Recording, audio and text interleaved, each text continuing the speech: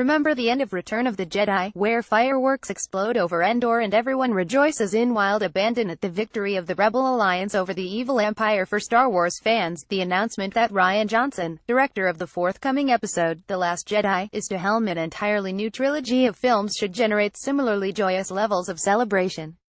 It's a rush of blood to the head equivalent to blowing up the Death Star. Not only does this mean that Disney-owned Lucasfilm is hugely pleased with Johnson's work on The Last Jedi, it also means that we will be spared, at least temporarily, the sight of directors being summarily thrown to the Sarlacc every few months for getting on studio president Kathleen Kennedy's dark side. It means Star Wars, post-Episode 9, will be almost entirely in the hands of Johnson and his producing partner, Ram Bergman. It means that instead of a committee of writers throwing their ideas into the ether each time a new film is to be made, as happened with The Force Awakens and Rogue One, there should be a reasonable assumption that Johnson will be left alone to craft a trilogy based primarily on his own ideas. Suddenly, there is just one man at the helm of the Millennium Falcon, and even the most fearsome of asteroid belts ought to be negotiated easily. Presumably, Johnson has not been appointed because other directors fell short, but because he has the original vision to take Star Wars forward. It is not clear how intensely The Last Jedi will warp George Lucas' venerable saga, but advance publicity suggests that its director is willing to take risks. If evidence from trailers is to be believed, the old Jedi-Sith dichotomy at the heart of Star Wars, even if the latter only began to be mentioned by name in the execrable prequels, is under severe threat in The Last Jedi. We may never look at Mark Hamill's Luke Skywalker the same way again. That's a challenging proposition for hardcore fans of the original trilogy, as I've written. But it also suggests that Johnson is the man to take Star Wars into the kind of dangerous new territory that might be required if these movies are to last another 40 years. After the horrors of the prequel trilogy, J.J. Abrams' The Force Awakens was satisfying to old and new fans alike, but his first installment in this new trilogy is not a blueprint for success. Star Wars directors cannot make movies about Death Stars, fallen Jedi and Skywalker science forever. They must eventually begin to truly expand the universe. New worlds, races, supernatural phenomena and coteries of evil are needed if we are to be remotely interested in a galaxy far, far away in the year 2050.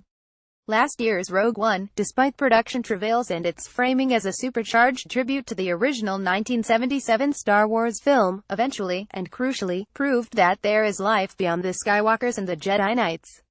But Johnson's challenge will be to wrench the saga from its 1970s roots and remake it as something entirely new that still feels authentic enough to keep fans happy. Let's not kid ourselves, Lucasfilm is now entering the realm of mass-produced genre cinema on an epic scale. The obvious comparison is the Marvel Cinematic Universe, also owned by Disney.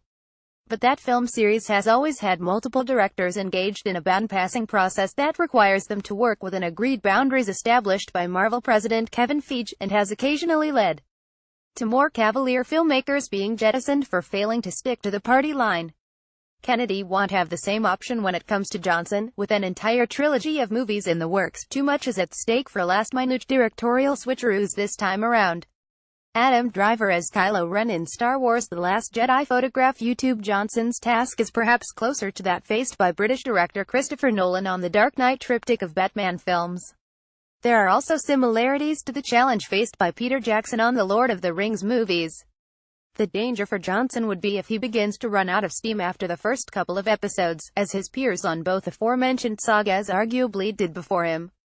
But let's be positive for a moment, because Star Wars could not be in better hands, and Johnson will now have all the time in the world to properly craft his story. History tells us this could be the biggest factor determining the success of the new trilogy.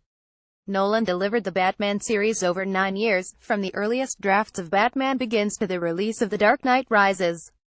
Jackson first began working on Lord of the Rings in 1997, and did not release the third episode, The Return of the King, until 2003. With this new Star Wars venture, Rian Johnson will have until at least December 2020, a year after Abrams' Episode 11 is due to hit multiplexes, to pull his vision for the future of Star Wars into shape, which ought to be plenty of time. It is a tantalizing prospect. Light the fires, bang the stormtrooper helmet drums, and everyone grab themselves an Ewok to cuddle. Johnson is our new hope. May the Force be with him.